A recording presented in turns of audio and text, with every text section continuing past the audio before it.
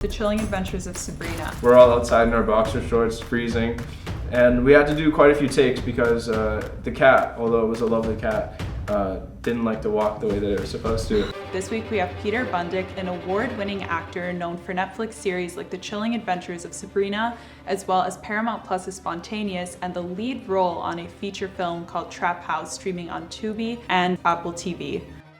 Welcome to the show. Yeah, thanks for having me.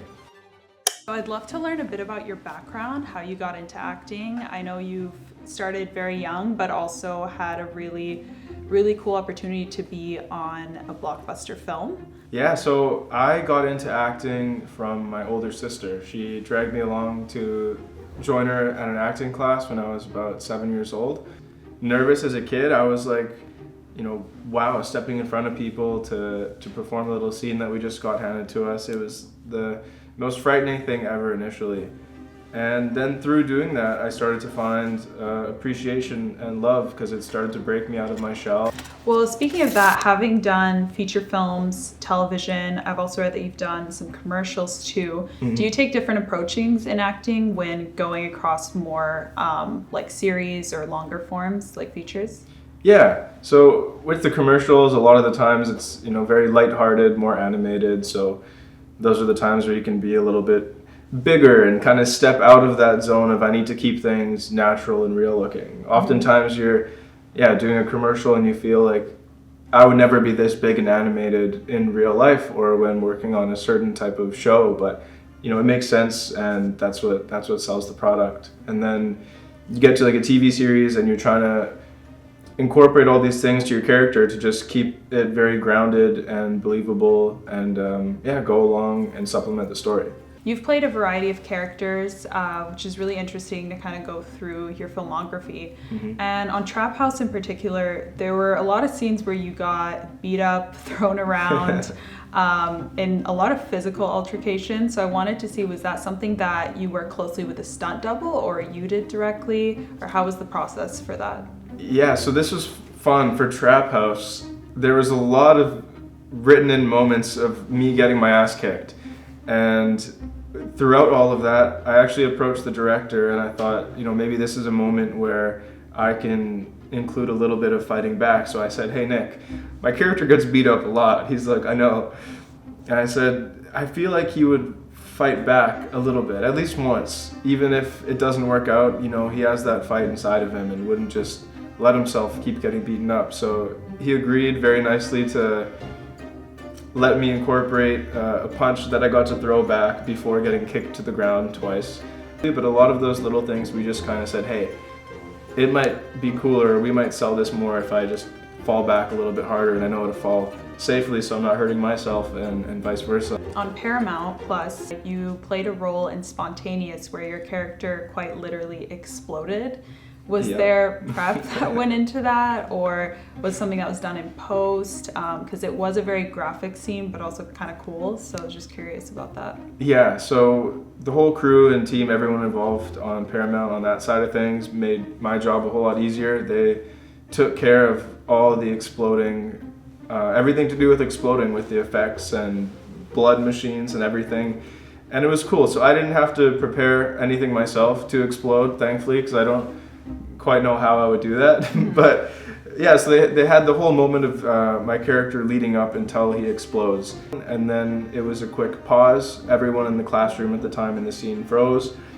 They moved me out, put in a blood machine, had the camera angles flipped on the class, and that's where they restarted. And a lot of the time you'll see like different actors take different approaches or acting technique. Is there one that you implement? I've worked with acting coaches on various acting techniques and got to explore and dive into quite a few of them and see what works for me and what I prefer. And I find instead of being so pro on one of them, I like to draw and take little bits for different types of roles. Like there's some roles that are a little bit more lighthearted where a deeper dive into method acting, for example, isn't really necessary. And then there's some roles where I find I like to kind of dive in and out of really getting into the character, being by myself in the trailer and just everything I try to think about, I'm trying to think in the mind of the character. Mm-hmm. But I might do that 20, 30 minutes before we're going to start walking to set, rather than waking up that morning and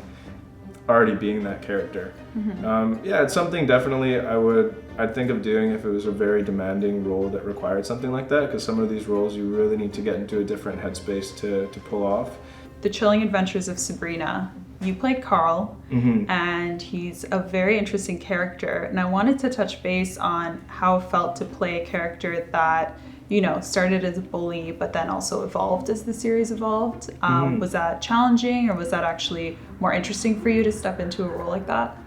Yeah, it was a lot of fun. The first part of Carl's evolution was definitely a little bit more one-sided as a character. So it was a little bit more straightforward to play. And then, as the show went on, it opened up for more opportunities of character development. And again, that's where I got to kind of have a little bit more fun exploring and having a little bit more freedom to do different things that Carl may not have done in season 1, but given the situation of the storyline and the scenes that they're in, gave us some more freedom. And I think that was, in part of the development of the characters. Although everything was written in, we had a bit of a canvas that we were able to slowly paint our characters and add in new colors as the show went along. Were there any memorable moments, whether on screen or behind the scenes, of the Sabrina show that you would like to share? Some memorable moments on set. One of the first day on set actually is where we got to all break the ice, which was the infamous cave scene where the witches draw in the football players to this cave. They put a spell on us, and we all start kissing each other, thinking that we're kissing the witches, and then it cuts back to Sabrina and the witches showing us kissing each other. So that was the very first day on set where they're like, "Hey guys, nice to meet each other, now you're all gonna kiss." So that was a funny kind of icebreaker of us all getting to know each other. And on that note too, we had to run out the football players all in our boxer shorts at the end of the scene outside of the cave. And they had the cat on set that was meant to, at the end of the shot, walk off in one direction. And it was maybe 2 a.m. at this point, pouring rain. We're all outside in our boxer shorts, freezing. And we had to do quite a few takes because the cat, although it was a lovely cat, didn't like to walk the way that it was supposed to.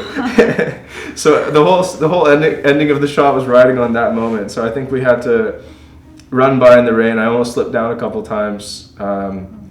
Yeah, it was a long night, but that was a moment where we all got to look back and laugh together after. And that was the first day on set they made you do. You had to jump into a role like that. The very first day. Yeah, so it must have been a really fun icebreaker then. Because were you just meeting these people for the first time? We were all just meeting each other for the very first time. Wow, yeah. Okay.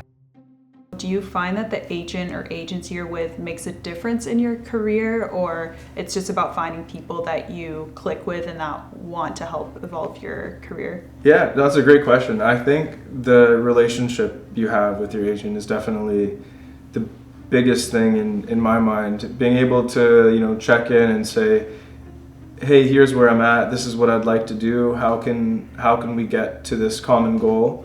And what are things we can do to work together? When you have that relationship and that support, or you have questions, or you say, hey, I'm not sure about this, what do you think of that? And you just have that open communication. I think that's the most important thing, because they're working for you, you're working for them, you're a team, you both want to do well together. So just having someone who you can have in your court. Actors who are either currently in the industry or just getting into it, do you have any advice on how to end up in, such great roles like you have on bigger networks? Like, I know there's not one way to go about it, but do you have any advice for actors who are looking to get into roles like that? Yeah, my honest advice, just keep loving what you're doing, enjoy the process, because like you said, there's no one way to do it. I started off working in commercials. I did, Hot Wheels commercials, Crayola, Kellogg cereal, brand names like that. And throughout that, started doing classes and started auditioning for more and more projects, little kind of guest star roles here and there before I got into the supporting and then lead role stage. But I think the more you do it and the more experience you have, things just start coming, and once you're ready for the moments, you'll get the opportunities eventually to just showcase what you can do. And then a lot of it as an actor isn't up to you, so you just kind of have to do your best, have fun with it, and almost move on to the next, and then you only leave room for good news to come in. That being said, what is coming up for you, or anything you can share with us? Yeah, so after the Trap House release, we are now focusing on a new feature film release this year. It's called A Spartan Dream, and that's the movie that I spent some time filming in Greece, and that was another lead role that I got to play for that movie, which I'm really excited about. I was in Greece for almost 3 months, filming that in Athens and Sparta, and it was an almost entirely Greek cast and crew.